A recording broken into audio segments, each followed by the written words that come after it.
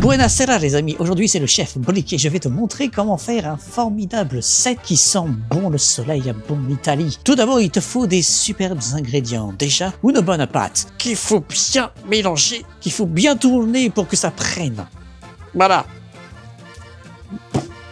Ah.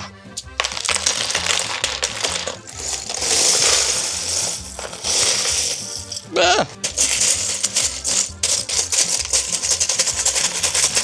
Tiens, il faut bien faire monter les briques. Pour après.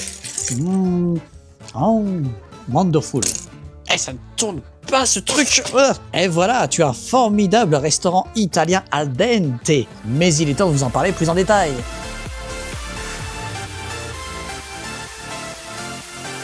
Alors, et bonjour les amis, j'espère que vous allez bien. C'est le chef Mr Brick à l'appareil et je vais vous concocter aujourd'hui une petite recette pas piquée des hannetons au piment des spaghettis où je vais pouvoir, je sais pas où je vais avec cette phrase, où je vais vous parler de la dernière recette de Lumibrick avec son formidable set, le restaurant italien. C'est le dernier set de l'année que je vous propose et je remercie encore une fois la marque de me gentiment avoir offert ce formidable set. Je ne suis pas payé pour donner mon avis et je suis totalement libre de mes propos. Et du coup, j'étais très content après avoir testé, si vous vous souvenez, aussi sur le thème de l'Italie, l'espèce de cave à vin, on va dire, la petite production fermière spécialisée de vin Italie, de retrouver sur le thème Italie un autre set que j'aime beaucoup dans la gamme de l'univers de la ville, le restaurant. Et ça fait beaucoup penser évidemment au fameux restaurant parisien côté Lego qui est sorti déjà il y a quelques années, qui est plus disponible. Et cette fois-ci, voir qu'il y a la même version spécialisée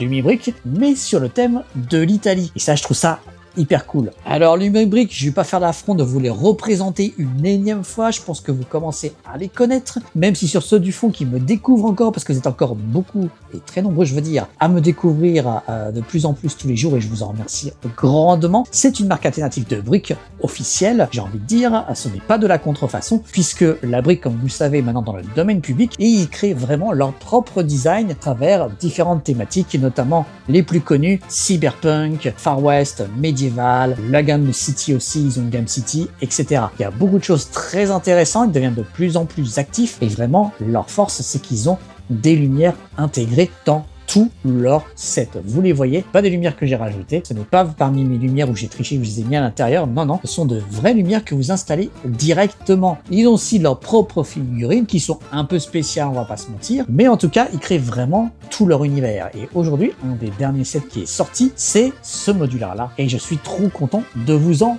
parler. D'ailleurs, j'en profite parce que je sais pas quand est-ce que vous verrez cette vidéo à peu près, c'est les fêtes de fin d'année, c'est peut-être très proche de Noël, ou vous êtes un peu en retard. Je vous laisse mon petit code promo qui est toujours actif, qui vous permet d'avoir moins 10% en plus des codes promo habituels sur le site de lumibrix.com actif. Vous pouvez y aller sans souci, je vous mets le code en dessous, et en plus, ça aide un petit peu la chaîne. Par contre, évidemment, si vous êtes un petit peu frileux, ils ont aussi une boutique Amazon, donc n'hésitez pas à jeter dessus sur la boutique Amazon, pareil en tapant Lumibrix, vous verrez tout leur set. Allez, il est temps direct de passer à l'action et de parler de ce que vaut ce restaurant. Emballage toujours aussi quali, super bien impacté. On a ici 3 manuels cette fois, avec comme d'habitude à l'intérieur un petit peu de storytelling pour expliquer un petit peu le set, les ambitions. Et là d'ailleurs c'est assez marrant, ils mettent vraiment le thème de la bouffe au centre. Il y a même l'impression d'avoir une mini BD, c'est plutôt cool. Et après ce sont des étapes de construction assez classiques que vous pouvez retrouver un peu partout. Vous commencez à avoir l'habitude. Sachet numéroté, comme vous pouvez le voir ici. Là, il y en a l'impression d'en avoir pas mal, là, un peu ici. On a sur le côté même plein de mini-pièces, ça a l'air assez intéressant. Et bien sûr, la petite boîte avec à l'intérieur toute la partie électrique. Alors, vous commencez à avoir l'habitude, mais pour ceux qui découvrent encore la marque aujourd'hui, les fils électriques sont divisés en sachets à différentes parties là-dessus. On va l'ouvrir tout à l'heure. Et à l'intérieur, on a le boîtier qui va servir de support pour l'électricité. Soit vous pouvez mettre des piles dedans, soit vous le branchez en USB-C sur secteur. Et avec toujours un petit tournevis si besoin et une petite pince si besoin de manipuler les fils parce que vous avez des gros doigts, c'est un peu compliqué. Je commence à les collectionner, il y en a un peu partout, mais c'est toujours pratique d'avoir ça. Et là, je vous mets l'exemple du sachet 1 à l'intérieur. Qu'est-ce qu'il y a? Et ben, il y a différents types de pièces. On a ici la partie, vous voyez, qui se branche en USB directement. On a des lumières comme ça qui sont à travers différents types de fils. Vous voyez, ça, c'est ce qui va servir à connecter, je pense, le rez-de-chaussée du premier étage. On y reviendra. Vous voyez, ça s'agrémente un peu comme ça.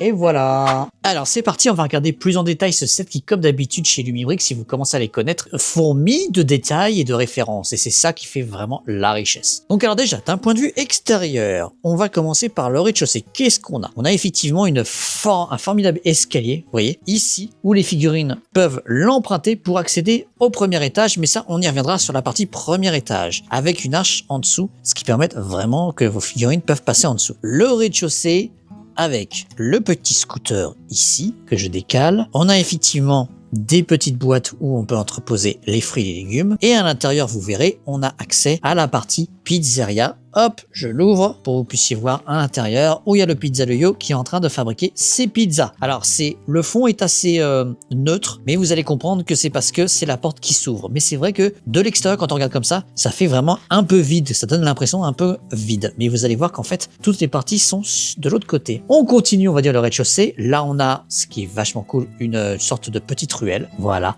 Avec la petite arche en haut, ce qui permet de faire passer vos personnages. Et à gauche, on a une table, des chaises avec un gâteau et la boutique du café et dessert. Ici, vous voyez. Alors je vous fais bien des plans parce que c'est la seule façon de regarder cette pièce malheureusement, puisqu'il n'y a pas d'accès, de porte qui s'ouvre à l'arrière pour y accéder ou pour jouer. La seule façon d'y accéder autrement, ça sera de enlever, on va dire, le premier étage et le second pour y accéder par le haut. Voilà, donc c'est un petit peu dommage, mais vous allez comprendre qu'il y a un choix derrière. Le premier étage, on a effectivement, il est magnifique, regardez comment il est magnifique, l'entrée du Rosa Trattoria, un restaurant, avec des impressions sur les murs, la porte là qui s'ouvre, le menu sur la gauche, et vous allez voir à l'arrière, on regardera, vous allez voir que l'intérieur est assez sympa. On a quand même pas mal de détails, même sur les murs, sur le côté, vous voyez, avec des petites fleurs ici, des panneaux, et ici, on a un truc qui est magnifique, ça fait très Italie, c'est effectivement, c'est une sorte de terrasse, une terrasse sous arche, où vous avez des tables de restaurant. Hop, regardez-moi ça. Une table avec une pizza et au fond, une autre table avec du vin qui est très joli. Il y a un style un peu... alors, je suis pas non plus expert, mais il y a un style un peu Venise. Vous voyez voir. Je ferai le tour de toute façon, je vais vous montrer après. Et le dernier étage, effectivement, on a des fenêtres parce qu'à l'intérieur, avec des jolis, vous allez voir, de jolis roses, une petite terrasse ici, parce qu'à l'intérieur, il y a... Vous verrez une chambre commune, mais regardez ici, on a, et ça c'est trop mignon, on a une formidable terrasse avec une table prête pour accueillir les invités, avec, regardez, beaucoup d'aliments qui sont pré-imprimés. Je trouve ça trop sympa qu'ils ont été jusqu'à ce niveau de détail. On peut voir différents aliments, donc de la salade, il y a des verres, etc. C'est juste magnifique. Et regardez le sol, je vais vous montrer. Ils ont essayé de reproduire, vous savez, alors je sais pas trop comment ça s'appelle, vous me direz en commentaire, les carreaux comme ça, qui font très Italie. Je trouve ça superbe. Et vraiment, cette partie-là, et du coup, si je dézoome un peu, vous regardez, cette partie-là, vraiment sur la gauche, sur la droite, pardon, sur votre droite à vous, c'est vraiment ici, la partie du restaurant en extérieur et la terrasse, je trouve ça incroyable. Et le fait qu'ils aient fait une séparation pour faire une ruelle en dessous, je trouve ça hyper smart et hyper joli. On va commencer à faire le tour. Donc, je pars ici. Bon, vous voyez qu'ici, c'est toujours la partie un peu unie de Funwall, de Lumibrick, pardon. J'arrive pas à changer leur prénom. Qui est un peu unique, qui sert pas à grand chose parce que ils considèrent, vous voyez, un petit plug. Si vous voyez mes vidéos, vous savez que vous pouvez plugger d'autres sets pour partager l'électricité et que les lumières fonctionnent. Donc, ils considèrent qu'à mon avis, cette côté, c'est vraiment pour coller à d'autres sets de la gamme ville. Donc, c'est pour ça qu'ils n'ont rien travaillé. Et si on voit de l'autre côté, on peut voir que c'est plus ou moins la même chose. On a aussi le petit plug ici. Il y a quand même une petite fenêtre. Il y a quand même des arches ici, etc. Donc ce côté-là est aussi uni, mais bon, je pense qu'il est un peu moins bien fait pour qu'il soit collé à d'autres sets. Et si on part sur l'arrière chez Funwall qui va donner accès à plein de choses, mais il y a des petites nouveautés. Bon, déjà, c'est pour la vidéo, je préfère préciser, j'ai branché une autre batterie au lieu de celui-là. Pourquoi? Parce que j'avais juste la flemme de le charger sur une prise secteur ou alors de changer les piles en le dévissant. Donc celui-là, je l'ai pris sur un set Cyberpunk qui avait déjà les piles dedans, donc c'est pour ça que je l'ai plugué comme ça. Mais sinon, celui-là n'existe pas, hein. C'est lui qui fait office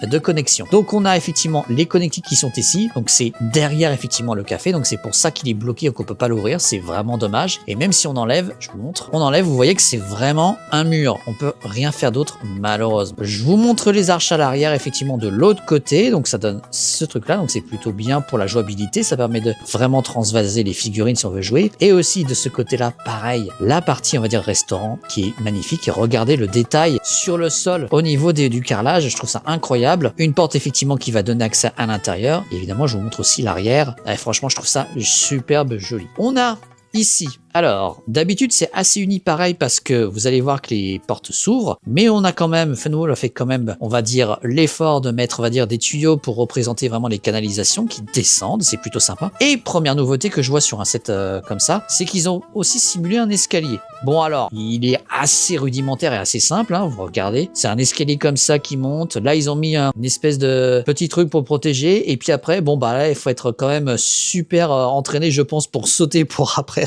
continuer comme ça et arriver ici. Bon voilà, c'est pour en fait accéder, on va dire, ils ont fait ça parce que c'est la seule façon d'accéder à l'appartement, vous allez comprendre. Mais bon, voilà, on va dire que c'est sympa d'avoir fait ce détail, mais c'est pas le meilleur truc qu'ils aient fait. Et maintenant, je vais vous montrer comment on accède, et ça fait partie des nouvelles techno qu'utilise Lumérique, comment on accède à l'arrière. C'est très simple, on va commencer par le rez-de-chaussée, et ben ça s'ouvre comme ceci. Voilà. Et voilà. Et c'est pour ça que le mur est uni, du coup. Alors, oui et non. Mais dans d'autres sets, Lumérique a montré qu'il pouvait quand même faire des choses sur les murs. Et on a accès à l'arrière, pour la jouabilité, au restaurant. Et vous voyez qu'il est ultra fourni. Donc, il y a un petit effet, on va dire, d'optique par rapport à l'entrée. On a l'impression qu'il n'y a rien à l'intérieur. Bah, pas du tout, mais c'est juste, c'est calé, on va dire, beaucoup d'informations sont ici. Ce qui n'est pas accessible seulement par l'arrière. Donc, on voit, évidemment, le four à pain. Enfin, le four à pizza, pardon, qui est magnifique ici. On a plein de détails, voilà, pour créer son pain, pour des aliments, beaucoup d'aliments, les rouleaux pour faire la cuisine. Vraiment, il y a de tout. Et la caisse ici avec la pizza et la figurine, plus le micro-ondes, je crois que c'est un lave-vaisselle, j'ai l'impression. À l'arrière, sur le mur, je vous montre pas grand-chose, mais je vous montre aussi l'électricité, comment ça fonctionne, avec la lumière ici, qui est une lumière très néon, mais qui est plutôt réaliste pour un restaurant. Ensuite, premier étage, on a,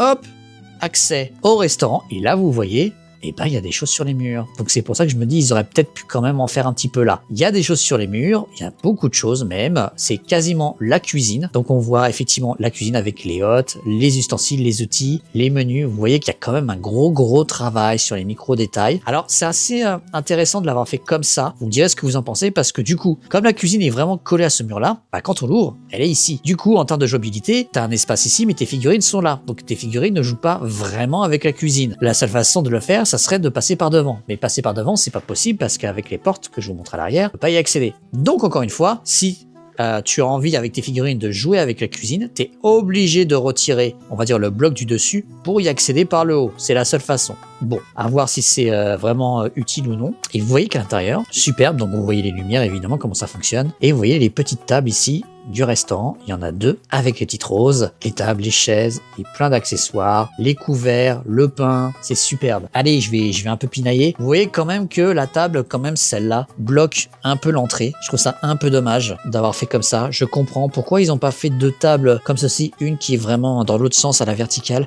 au lieu de l'horizontale, et de l'avoir fait comme ça. J'imagine que c'est parce que sinon ils n'auraient pas eu la place de mettre ça contre le mur. Donc c'est un choix, mais du coup, niveau de la porte, c'est pas ouf. Et regardez ici. Regardez là, le maillot du 10. Je vous laisse deviner qui c'est, hein, en commentaire. Je suis sûr que les footeux vont le reconnaître. Et je trouve ça trop bien d'avoir fait ce genre de rêve. Et on a même un petit tableau ici qui est magnifique. Et avec la porte que je vous montre ici. La porte qui est ici, qui est pas transparente, qui donne directement, hop, sur la terrasse. Et enfin, la dernière pièce qui est l'appartement. Hop, qui s'ouvre aussi pareil. Et là, vous voyez, très coquet, hyper sympa. Ah, je vois que ça a un petit peu bougé, donc je remets la petite chaise. Voilà, donc on a plein de choses ici. Donc on a un bureau avec une machine à coudre, j'ai l'impression. On a un petit tableau ici, là, avec la famille. Je trouve ça trop beau. Des tiroirs, un canapé, un buffet, des tonneaux. Et on a même ici, hop, regardez, plein d'autres choses et qui donnent accès effectivement à la terrasse familiale. Plutôt sympa, plutôt coquet. Alors pas de chambre en mode lit, etc. Non, c'est vraiment là ils ont décidé de faire une sorte de pièce, une pièce à vivre on va dire. Donc évidemment pas mal parce que je pense que si c'était dansé dans un lit ou dans une chambre, ça aurait fait un peu bizarre d'accéder directement à un salon derrière, etc. Ça aurait été un peu moins logique. Mais on va pas leur en tenir rigueur, sinon le set ferait 10 000 km pour pouvoir mettre toutes tes pièces. Alors la chose un peu bizarre, un peu dommage, et au niveau des lumières, bon vous voyez les lumières sont des lumières de haut, de plafond. Comme d'hab, c'était lumière blanche ici, j'ai oublié. Vous voyez qu'ici, ça c'est lumière blanche et lumière blanche ici. Là où à l'extérieur, c'est un peu plus jaune. Voilà. Après, les briques sont tellement jaunes flashy qu'en fait, t'as la couleur du jaune qui se réfléchissent en fait entre les murs, donc c'est plutôt bien pensé. Mais par contre, vous voyez qu'ils ont mis une petit lampadaire ici et ils ne l'ont pas connecté à l'électricité. c'est juste de la déco. C'est un peu dommage du coup. C'est-à-dire qu'ils ont installé un truc et du coup ça ne sert pas de petite lampe de chevet. Bon, j'imagine que ça aurait été trop compliqué, mais c'est dommage du coup d'avoir mis d'habitude Lumibrick a l'habitude de vraiment que dès qu'on voit un point lumineux dans un décor, il est vraiment connecté à l'électricité. Peu importe. Et là, c'est vrai qu'ils en ont fait un qui n'est pas connecté. Voilà l'arrière et comme vous pouvez le voir ici, quand on dézoome, juste magnifique au niveau des détails. Et après, ça se referme très facilement, vous voyez. Il n'y a pas du tout de point de friction. Ça se referme très bien et ça peut se rouvrir. Pop, pop, pop. Mais avant d'aller plus loin, n'oublie pas de laisser un petit like et un commentaire et à me dire ce que tu penses de ce restaurant italien Made in Lumibrick. Est-ce qu'il est à la hauteur vraiment de ce que tu imagines, en tout cas en termes de Italian style? Et bien sûr, un grand merci à ceux qui activeront la cloche, qui laisseront un petit like et qui, bien sûr, laisseront leur petit boost avec l'application YouTube sur smartphone. Ça aide la chaîne grandement et un grand merci à ceux qui continuent à jouer le jeu. Je vous vois, vous êtes incroyables. Allez, on continue. Et comme vous pouvez le voir, le set peut se séparer en plusieurs blocs en fonction de leur étage, comme les premiers sets Funwall. On a effectivement le toit, enfin j'allais dire le toit, la dernière partie effectivement qui peut s'ouvrir là, je vais vous montrer, regardez, qui est totalement unique.